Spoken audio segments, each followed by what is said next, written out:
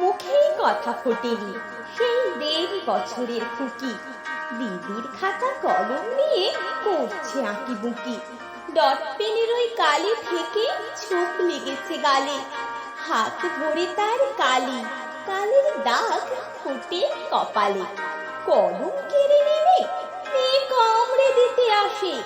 চেঁচামেচি কান্নাকাটি চোখের জলে ভাসে। একদিকে রাগ, অন্যদিকে কান্না ভেজা গলায় বলছে, আমি নিচ্ছি ঠাটায় তন্থি নেথা পলা। মা হয়েছে বিরক্ত খুব এমন দুষ্টুমিতে। দৌড়ে আসে পিসি, কোলে যাই সে তুলে নিতে। দিদি ফিরল স্কুল থেকে, ওই হর্ন দিয়েছে বাস। সবাই ভাবছে, এই রে এবার আসল সর্বনাশ।